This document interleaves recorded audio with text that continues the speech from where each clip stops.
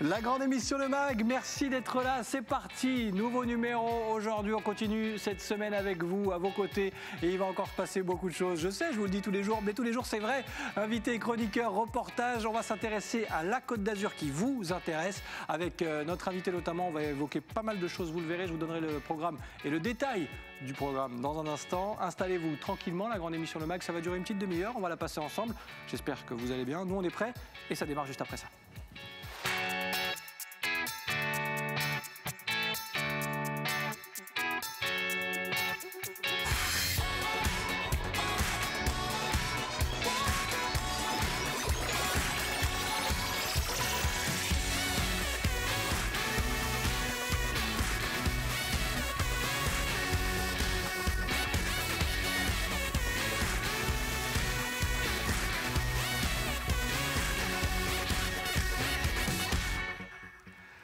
Nous sommes le jeudi 18 février, vous regardez la grande émission Le Mag. Merci d'être avec nous, c'est un plaisir de pouvoir passer ce moment à vos côtés. Il va se passer plein de choses aujourd'hui, je sais, je le répète, mais vous allez le voir, on va faire ensemble le tour de la Côte d'Azur en essayant de s'intéresser à pas mal de domaines différents et à l'actualité aussi. Ce sera le cas avec notre invité Cédric qui va rejoindre ce plateau dans un instant, cofondateur de Wheezy Shop. On l'a évoqué, Wheezy Shop, à plusieurs reprises depuis quelques mois avec cette période assez compliquée. Eh bien, Wheezy Shop est là pour vous aider, vous accompagner. On va beaucoup parler des commerçants locaux, évidemment, des solutions en ligne. On a plein de questions à poser à Cédric, notre invité qui sera sur ce plateau dans quelques minutes. Et puis, on ouvrira une petite parenthèse sportive puisqu'on ira à la rencontre de la famille de Mathieu Fèvre, le Niçois devenu champion du monde de ski ces derniers jours. Vous allez le voir, on est très fiers de lui du côté d'Isola 2000. Le reportage de la rédaction d'Azur TV aux côtés de sa famille, ce sera dans quelques minutes. Et puis, on parlera carnaval de Nice. Oui, avec quelques images d'archives de la vie d'avant. C'était bien, c'était sympa. Cette année, ce sera un peu plus compliqué, mais le carnaval va tout de même tenter de survivre cette année avec quelques petits événements maintenus. On en saura un petit peu plus avec Cédric Pignataro, carnavalier, qui sera connecté à ce plateau dans la deuxième partie de cette émission. Elle est déjà connectée, très facile puisqu'elle est là. C'est Katou, comment ça va? Bien, et toi? Super, le sourire de Katou. Toujours, en plus c'est ma période préférée, le février. Il y a le mimosa, il y a des gants à manger et tout, donc voilà. Les bugnes aussi pendant le carnaval. Oui, ça m'a donné envie là, regarde. Pourquoi à chaque fois, Katou, qu'on se croise, on parle de bouffe? Il y a un problème, c'est pas possible. La bouffe, c'est la vie. Oui, c'est vrai, c'est un bon résumé. Merci Katou. On va parler de plein de choses aujourd'hui et on va évoquer cette Côte d'Azur avec pas mal de belles idées, de belles initiatives. Et c'est le cas avec notre invité du jour qui va rejoindre ce plateau. On parle de Wheezy Shop avec Cédric, notre invité du jour. Cédric, soyez le bienvenu, installez-vous. Merci d'être là.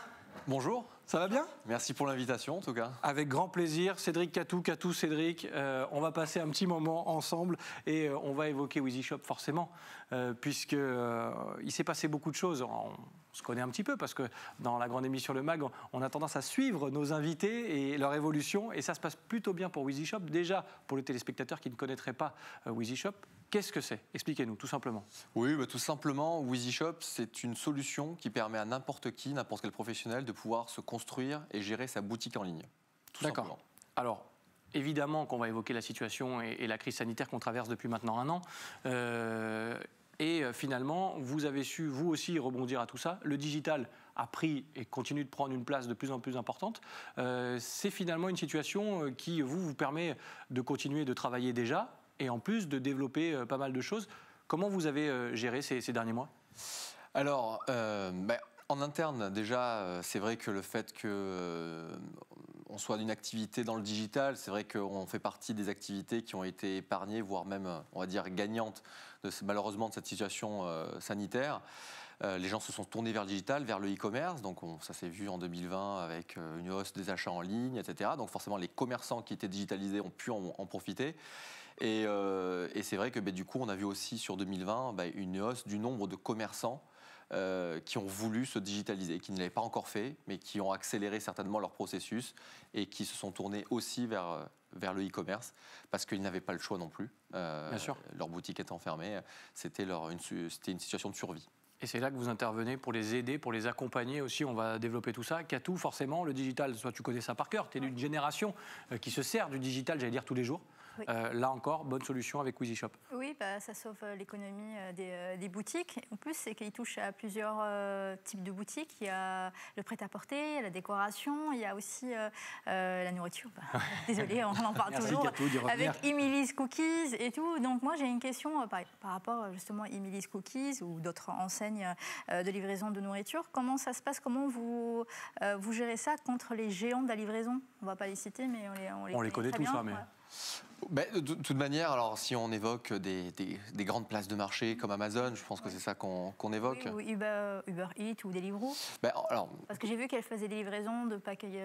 Quoi qu'il en soit, nous en tant que prestataire de solutions d'outils, finalement, on va permettre d'une part, par exemple pour rester sur Emily's Cookies, de se digitaliser et d'avoir sa boutique en ligne.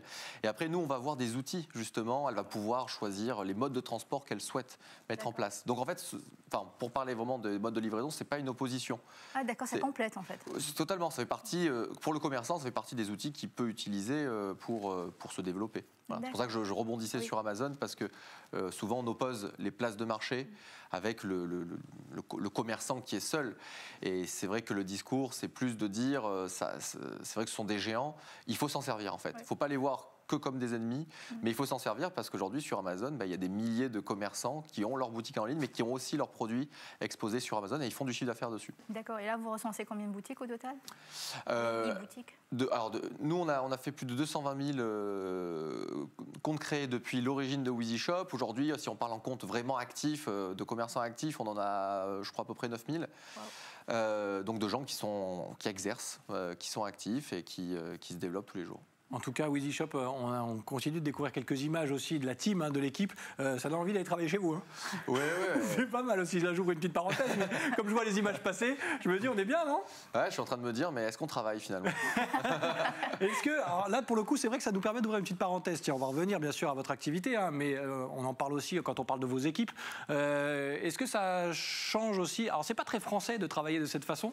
Est-ce que finalement, de mettre dans les meilleures dispositions possibles ces salariés, avec des images, on voit du sport, des sorties, des choses comme ça sur place. Alors c'est pas comme ça tous les jours, hein, il faut bosser aussi, hein, mais est-ce que c'est une nouvelle façon aussi de bosser? Ça a été notre approche. Alors nous, on est un peu de cette génération où WheezyShop s'est créé en 2008 avec beaucoup d'influence forcément nord-américaine parce que c'était toujours en avance sur nous.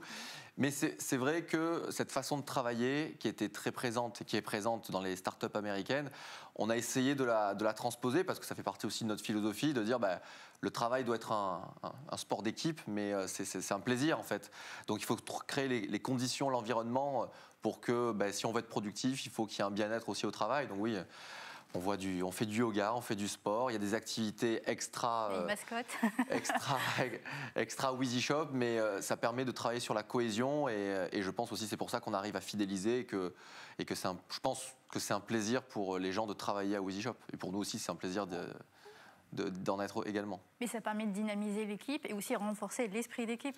Oui, tout à fait, voilà, ça participe à tout ça et c'est vrai que ça se ressent dans la cohésion. Enfin, on voit qu'il y a une très forte cohésion et il y a beaucoup de liens d'amitié entre les gens en dehors du travail, mais ça a pu se faire grâce justement à cette ambiance et où les gens viennent travailler avec plaisir. Et c'est important parce qu'on passe beaucoup de temps au travail, normalement. Je quitte Azure TV. Mais ça y est, tu y vas. Bon, c'est parti. Voilà, WheezyShop, ils viennent sur un plateau, ils prennent en plus, ils embauchent en plus. C'est ça qui est top. Voilà, justement, on a besoin. Merci Katou. Voilà, c'est bon. Candidature spontanée. Je voulais qu'on évoque, avant de passer au quiz, j'espère que tu as bien écouté parce qu'il y a déjà une petite réponse qui s'est glissée. L'opération e-commerce solidaire. Là, on est dans l'actu aussi, et c'est important parce que pendant cette crise, on a beaucoup parlé de la situation des commerçants locaux, notamment en essayant de privilégier ces circuits courts, aller acheter et consommer en bas de chez soi. Là aussi, vous intervenez, expliquez-nous. Oui, tout à fait. Alors nous, quoi qu'il en soit, c'est un discours qu'on a depuis longtemps, d'essayer de favoriser et de dire aux commerçants physiques évoluer et aller vers le digital en complément de votre activité physique. Le Covid étant arrivé, c'est vrai qu'on s'est posé la question comment on pouvait, nous, se rendre utile dans cette situation. Et les plus impactés ont été les commerçants qui ont dû fermer boutique, donc plus d'activité, plus de chiffre d'affaires qui rentraient. Et on a pris l'initiative de lancer un mouvement e-commerce solidaire. Le but, c'était de dire, on vous donne accès totalement gratuitement pendant cette période de confinement, donc ça a commencé en mars, et pour les aider justement à se digitaliser et pouvoir les accompagner. On l'a vu comme une opportunité pour la survie des commerçants. En tout cas, à notre niveau, on s'est dit on peut les aider de cette façon-là grâce à notre solution. Donc c'est vrai qu'il y a eu un très bon écho, même au niveau national, parce qu'on a été un peu précurseur dans ce mouvement de solidarité qui après a été repris même par le gouvernement, qui a recensé différentes solutions. Mais voilà, on a été fiers de pouvoir commencer à communiquer là-dessus. Ouais. Alors, on continue d'en parler, bien sûr, avec le quiz. J'espère que Katou était très attentive parce qu'on va te proposer des indices, 3 en l'occurrence, et derrière chaque indice se cache une petite information concernant WheezyShop, ou en tout cas le domaine d'intervention de notre invité, Cédric. J'écoute. Hein. Attention, c'est lui qui distribue les bons points. Là, après, je ne sers plus à rien. Je lance juste les indices. Attention, premier indice, il est là. J'espère que tu as été attentive parce qu'on a donné la réponse déjà. J'adore mettre la pression. Elle va se dire si je réponds pas, oh là là, mince. C'est le nombre de boutiques depuis la création de WheezyShop. Ouais, c'est ça. Ouais, ça va, tu as été attentif. Bravo. Depuis 2008, c'est ça? Depuis 2008, oui, tout à fait. Si on fait le parallèle entre WheezyShop en 2008 et ce que c'est devenu aujourd'hui, même si c'est pas passé 30 ans non plus, mais... Ouais, mais on a même du mal à imaginer que c'est quand même déjà passé 12 ans, enfin un peu plus de 12 ans. Ouais, mais bientôt 13. Ouais. Ben on a évolué, on a eu entre-temps en 2013 des investisseurs qui nous ont rejoints, comme Xavier Niel, comme Marc Simoncini, donc le fondateur de Mythique, ou le fondateur de vente privée, Jacques-Antoine Grangeon. Donc ça a permis aussi de grandir, ça a été une première étape. Les équipes ont grossi, aujourd'hui c'est une quarantaine de personnes. Et la grande ambition là, pour cette deuxième partie d'année, c'est d'aller à l'international, enfin. Aujourd'hui, c'est une solution francophone et c'est de pouvoir vraiment s'ouvrir sur d'autres marchés que seulement le marché francophone. Bon, bah, c'est tout le mal qu'on va vous souhaiter, puisqu'il y a de la place encore, même s'il existe beaucoup de choses, il y a encore beaucoup de place. Tu t'en sors bien pour l'instant sur ce quiz. Katou, deuxième indice qui va s'afficher. On continue d'essayer d'en savoir plus sur notre invité, sur WheezyShop. Ah, mon salaire, enfin. Enfin. Je savais qu'on allait l'évoquer un jour. C'était aujourd'hui. À la minute. Ah, c'était celui d'avant. J'aimerais bien. Je croyais que c'était celui d'avant. Celui d'avant, 220 000. Oui, c'est ça. 27, c'est l'inscription sur WheezyShop. Ben c'est effectivement le premier prix pour accéder à nos services qui est seulement de 27 €. En fait, ça a été la philosophie de départ. On voyait tous les freins qu'il y avait, qui à l'époque étaient toujours sont des freins financiers, des freins techniques. Bon, nous on s'est dit, on va faire une solution dite mutualisée avec un prix qui pourrait être accessible à tout le monde. Oui. Donc 27 € par mois pour avoir sa boutique en ligne et bénéficier de tous nos services. D'accord, très bien. Ce qui est très attractif, effectivement. Et le dernier indice, vous allez voir, c'est encore un petit peu plus surprenant parce qu'on s'intéresse, nous, de loin à tout ça. On voit ces solutions se développer. Mais regardez, dernier indice, on va parler en minutes. 90 minutes. On aurait pu mettre 1h30 aussi, mais 90 minutes. Je ne sais pas. Le temps de pause des équipes. Pour un match de ping-pong. On a vu qu'il y avait la table de ping-pong. Alors, c'est le temps de travail des équipes. à la semaine. À la semaine. Ça se passe vraiment bien. On va vraiment venir tous. Du yoga et... Oui, c'est ça. Et du bowling. 90 minutes. Je ne sais pas. Ah, alors tu vas, je pense, être assez surprise, puisque, a priori, si je ne dis pas de bêtises, c'est le temps de création d'un site en ligne. Oui, voilà. Alors, ça peut même être beaucoup moins, mais c'est vrai. Ça paraît déjà très court. Oui. Ça paraît très court, mais en fait, ce qu'il faut comprendre par là, c'est qu'on a tellement simplifié les démarches techniques que ça en devient hyper accessible pour n'importe qui. Et que, effectivement, pour schématiser, en seulement 90 minutes, on pourrait se retrouver avec sa propre boutique en ligne, ses produits et de la visibilité. Voilà. Il y a de la formation aussi Et c'est vrai qu'il y a de la formation, mais vraiment l'accent sur la formation, parce qu'on sait que c'est un peu le nerf de la guerre. C'est un domaine qui, évidemment, n'est pas simple. Il y a un vocabulaire, il y a des connaissances à avoir. Et on a énormément d'heures de formation, de vidéos de formation. On a tout un parcours de formation dès l'inscription. Et puis, on a une équipe de business coach qui est au quotidien présent pour répondre aux commerçants, les accompagner, les avoir au téléphone. En tout cas, voilà. Et tout ça, dans les 27 € par mois qu'on a dit à tous ces services. Tout ce que je viens de dire, c'est inclus dans la solution. En plus, ils ont fait la présentation de leurs équipes et tout en vidéo. C'est super sympa. Donc, ça les rend encore plus attachants. Oui, c'est vrai. C'est vrai. C'est à la fois une structure qui se développe énormément, mais aussi très familiale, en tout cas, vraiment au sens propre du terme. Et je voulais savoir, avant de passer au reportage de la rédaction dans quelques secondes, Cédric, Le profil des gens qui font appel à vous, est-ce qu'il a beaucoup changé depuis le confinement? Est-ce qu'on voit une génération de gens qui ne s'intéressaient peut-être pas au digital et qui commencent par y venir? Est-ce que le profil a changé? En fait, c'est la proportion de boutiques physiques, de commerçants physiques qui est beaucoup plus importante qu'avant. Je pense qu'il y a eu une prise de conscience avec ce Covid. Ça a été en plus relayé par les médias, que le digital était une opportunité et non un ennemi, comme c'est vrai que c'était dans le discours auparavant qu'on entendait. On opposait le commerce physique et le commerce digital. Et en fait, au contraire, c'est un atout, c'est complémentaire. Et aujourd'hui, c'est vrai qu'on voit vraiment énormément de boutiques physiques, beaucoup plus qu'avant, de commerçants physiques qui veulent transposer leur commerce en ligne. Voilà, ça a été vraiment marquant avec cet épisode Covid. Et juste un chiffre, c'est que quand on a fait 2 épisodes de e-commerce solidaire, premier confinement, et en plus ça avait duré 3 mois, on a eu à peu près 700 ou 800 inscrits dans l'opération, donc ce sont que des commerçants physiques. Au mois de novembre, le confinement n'a duré qu'un mois, l'opération n'a duré qu'un mois et on a eu plus de 2500 commerçants physiques qui ont participé, qui ont bénéficié en fait de ce... Vous avez triplé par rapport à... Oui, voilà, donc entre-temps, on voit qu'il y a un cheminement qui a été fait, les mentalités ont évolué et en tout cas, ça se voit chez les commerçants physiques. Ouais. Et la communication, elle a bien marché. Et la communication, le relais, effectivement, a bien marché aussi, ouais, tout à fait. Grâce à toutes les équipes aussi de Weezy Shop qu'on salue, évidemment, parce que vous les représentez aujourd'hui. Mais que des gens sympas en plus. J'en connais quelques-uns. On en connaît quelques-uns, c'est vrai qu'on salue, on les embrasse tous d'ailleurs. On continue de parler de Weezy Shop avec notre invité Cédric Piazza qui reste avec nous sur ce plateau. Katou ne bouge pas non plus, on va faire un peu de sport ou presque, puisqu'on va s'intéresser à un champion du monde. Non, on n'est pas peur. Je suis pas d'accord. Champion du monde niçois, Mathieu Febvre. On parle de ski du côté d'Isola 2000. On est très fiers de lui. Il a été titré ces derniers jours et grâce à Claudia Olivier, vous allez pouvoir rencontrer toute sa famille, ses anciens entraîneurs aussi de ski. Regardez ce sujet de la rédaction d'Azur TV. Ils sont tous très fiers. En découvrant le journal ce matin, Josette, la grand-mère de Mathieu, est un peu émue. Hier, son petit-fils a été sacré champion du monde de ski en parallèle, mais ce n'est pas son premier exploit. Cette photo, c'est quand on est allé le voir courir à Zolden et qu'il avait fait 4e, je crois, oui, cette année-là. Il avait fait 4e. De père en fils, le ski se transmet par les gènes dans la famille Febvre. C'est mon mari qui les a mis sur les skis un peu quand ils étaient petits. Hein. Et surtout Mathieu, on l'a emmené partout. Dès qu'il y avait une course, on l'emmenait. N'importe où, c'était. On a fait toutes les stations. On a connu toutes les stations. Jean-Marc, le papa, est très fier de son fils. Dans son hôtel, il garde de nombreux souvenirs, une manière de lui apporter son soutien au quotidien. Ça, c'est quand il fait 2e de la Coupe du Monde, au classement général de la Coupe du Monde de géant, en 2017.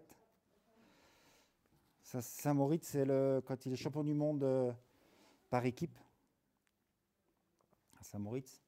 Sur les pistes d'Isola 2000, la trajectoire de Mathieu, sacré champion du monde sur le tard à 29 ans, va sûrement en inspirer plus d'un. Ces 2 anciens entraîneurs décrivent un skieur simple, au grand cœur. Le trait de caractère de Mathieu, c'est que c'est un garçon très très motivé et un très très fort technicien. Sa qualité principale, c'est le toucher de neige et la glisse, parce qu'il a beaucoup travaillé sur le plat. Pendant des journées et des journées, il faisait du plat sur une piste adaptée pour les petits. Et là-dessus, il est très très très fort. Et on a vu encore hier que sa qualité principale, c'était le relâchement et la glisse. Mathieu Febvre est le premier champion du monde de ski azuréen, le premier champion du monde de parallèle de l'histoire. Une sacrée fierté pour le président des clubs des sports d'Isola. On veut lui dire tout d'abord bravo, bien évidemment, bravo, un énorme bravo. Et puis merci aussi, parce que c'est un moteur. C'est un moteur qui, derrière lui, fait naître et suscite des envies chez les jeunes. Et ça, il n'y a rien de plus beau. Pour les jeunes skieurs d'Isola, la référence s'appelle donc désormais Mathieu Febvre, un champion du monde issu de la même école qu'eux. Gabin, par exemple, espère bien suivre ses traces. De la fierté qu'il était dans le même club que nous quand il était petit et on a les mêmes entraîneurs. Et c'est bien parce qu'il a toujours été fort en parallèle et hier il l'a prouvé. est encore derrière toi pour dimanche. Tout le monde est derrière lui, bien sûr. Mathieu Fèvre, merci à Claudia Olivier de la rédaction d'Azur TV, emmené par l'immense Nicolas Gallup que vous retrouvez tous les soirs dans le Grand Direct aux côtés d'Éric Revel pour l'actu, l'info, juste après la grande émission d'ailleurs. Katou est toujours là, ça va Katou? Oui, toujours là. On est de retour sur le plateau de la grande émission Le Mag avec Cédric Piazza, cofondateur de Weezy Shop. On continue d'évoquer ses commerces. Dans un instant, on sera connecté avec Cédric Pignataro, carnavalier qu'on connaît bien aussi sur les antennes d'Azur TV. On parlera de ce carnaval 2021, carnaval quand même, j'allais dire. Juste avant, on a parlé tout à l'heure de l'étranger. Est-ce qu'il y a d'autres projets chez nous, à la maison ou en France, parce que je sais qu'il se passe plein de choses et vous continuez de vous développer. Est-ce qu'il y a 2-3 petites idées derrière la tête qui traînent encore? Alors oui, parce que c'est vrai qu'on est très attaché aux valeurs, donc, et c'est aussi une façon un peu de se démarquer. Ça fait partie un peu de la culture d'entreprise, donc oui, sans rien dévoiler, mais c'est vrai qu'on est très attaché à tout ce qui est éco-responsable, écologique. Donc on va essayer, peut-être cette année, en tout cas, d'avoir en tout cas peut-être un billet un peu plus ciblé sur peut-être ce type de commerçant, etc. Voilà. D'accord. Ça fait partie des idées, voilà. Mais bon, ça va parce que, sans trop en dire, on a réussi à avoir une petite info quand même. J'arrive pas à garder les secrets. C'est très bien, c'est très bien. Merci Cédric. On continue, nous, d'évoquer tout cela, mais dans un instant, et même tout de suite, on va être connecté avec Cédric Pignataro, carnavalier. Oui, on va parler du carnaval parce qu'il nous manque ce carnaval, forcément. Quand on est sur la Côte d'Azur et notamment à Nice, on a envie de pouvoir célébrer cet événement. On en parle, on est à vos côtés, aux côtés de Cédric Pignataro tout de suite. Et normalement, Cédric est connecté à ce plateau. Est-ce qu'il est là? Est-ce qu'il m'entend? Salut Cédric. Sébastien, j'entends très bien. Ça va en forme, Cédric? Oui, ça va, ça va. Bon, c'est un Cédric Pignataro prudent qui s'est arrêté en voiture pour pouvoir téléphoner. Et merci de passer quelques minutes avec nous. Je le disais, Cédric, carnavalier, évidemment. Ce carnaval de Nice qui, bien sûr, connaît quelques difficultés cette année puisque la crise sanitaire en a décidé autrement. On n'aura pas le carnaval qu'on connaît. Comment, justement, on s'est adapté ? On a profité de ce temps de pause à la production justement pour revoir un petit peu on va dire nos stratégies. On a un savoir-faire qui est compliqué à acquérir mais qui nous permet de cibler d'autres clients. Donc on travaille quand même avec les artistes sur des sculptures, on travaille avec des particuliers. On fait beaucoup de structures métalliques aussi, que ce soit garde-corps, terrasses, qui sont un peu moins artistiques mais qui nous permettent de couvrir les frais. Donc c'est un petit peu l'avantage de notre métier, c'est qu'on arrive quand même un petit peu à réagir, mais évidemment, sans carnaval, c'est une énorme perte du chiffre d'affaires. On est bien d'accord, et vous vous adaptez aussi. On parlait digitalisation tout à l'heure, site internet avec notre invité Cédric pour Weezy Shop. Là aussi, vous avez pris ce virage-là ? C'est ça, effectivement. On a pris un peu de recul. On a fait une sorte de studio photo au sein de nos ateliers. On a digitalisé, on a pris en photo tous nos stocks que seuls les gens qui nous connaissaient et pouvaient visiter les ateliers pouvaient voir ces sculptures carnavalesques. Donc on a tout mis sur un site marchand. Qui nous permet de vendre un char entier ou un morceau de char qui vous a plu, une tête en particulier. Voilà, donc on a numérisé tout ça. Et oui, finalement, le digital est partout, on le disait depuis tout à l'heure avec Cédric. Cédric Pignataro, oui, c'est un carnaval particulier, très minimaliste cette année, mais ça ne veut pas dire qu'il ne va rien se passer. On a vu déjà une première structure sur la place Masséna. Il y aura 1 tonne de mimosa aussi sur cette place le week-end prochain. On parle aussi de l'exposition photo sur la promenade des Anglais. Il existe encore ce carnaval, hein. On est loin de dire qu'il est mort, attention, hein. Non, c'est ça. En fait, il y a quand même un élan de solidarité chez les commerçants, les réseaux sociaux. On a beaucoup de challenges carnaval qui se développent. Il va y avoir aussi donc c'est cette exposition qui met en valeur quand même le carnaval et les acteurs principaux de ce carnaval. On va avoir aussi un court-métrage. Il y a le cyber-carnaval de Moulia aussi, l'artiste Patrick Moulia. Voilà, on a quand même quelques événements qui nous font un petit clin d'œil au carnaval, mais bon, c'est sûr qu'on n'aura pas ce regroupement de personnes, mais on n'est pas les seuls. Bon, un dernier mot rapidement pour terminer, Cédric. Finalement, le thème de cette année a été déplacé à l'année prochaine. Comment ça se passe? C'est ça, en fait, il y a un report de thème, donc Carnaval 2022. Et la bonne nouvelle, c'est que on se plaint toujours qu'on n'a jamais le temps pour fabriquer le Carnaval. Cette année, on va avoir quasiment 1 an pour fabriquer celui de 2022. Bon, ben c'est la bonne nouvelle, voilà, il faut le prendre avec le sourire. Et puis ça laisse du temps pour s'occuper de la famille, qu'on embrasse aussi. Hein. Bien sûr, Cédric, on se connaît un petit peu maintenant. Donc bisous à toute la famille et à la grande famille des carnavaliers aussi. C'était un plaisir de partager ce moment, Cédric, avec vous. Et on croise les doigts pour vite retrouver le vrai carnaval. Merci beaucoup. À très bientôt. Merci Cédric. Oui, la musique est déjà là. On arrive déjà au bout, mais il y a encore 2-3 petites choses à voir. Katou, tu voulais faire un petit coup de cœur? Oui, le Rolex Tennis Masters à Monaco est maintenu. Donc, il sera à huis clos du 10 au 18 avril prochain. Ah ben voilà, du J'y sport. serai, donc j'amènerai des images. Ah, tu seras, mais tu joues ou pas? Non, je regarde. Tu travailles. Tu travailles, tu regardes. Voilà, c'est ça. Voilà, c'est pas mal non plus. Moi, je voulais vous montrer le dessin de Rémi Molinari, caricaturiste de l'émission, qui réagit à l'actualité, qui nous envoie un petit peu ce qu'il veut. Voilà, l'humeur du jour de Rémi Molinari. Ah, et ben là, pour l'instant, c'est la mire, car voilà, c'est bon, il arrive. Avant de passer commande, et il faut me montrer votre passeport vaccinal. D'abord, le vôtre, dit ce monsieur, effectivement. 2-3 petits postillons, et il va falloir mettre le masque, cher ami. Rémi Molinari qui réagit donc à l'actualité. Cédric Piazza, merci d'avoir partagé ce moment avec nous. Merci à vous. C'était un plaisir. Weezy Shop, alors j'allais dire, sur Internet, les réseaux sociaux, forcément, on vous trouve, quoi qu'il arrive. Normalement, on doit le voir, ouais. Normalement. Merci beaucoup d'avoir été notre invité sur le plateau de la grande émission Le Mag. Merci Katou. Avec plaisir. On se retrouve très vite. Merci à vous de votre fidélité. La grande émission Le Mag, c'est du lundi au vendredi à partir de 18h. On se retrouve donc demain pour terminer la semaine avec vous. Merci de votre fidélité. Je vous souhaite un agréable moment sur les antennes d'Azur TV et à demain. Bye bye.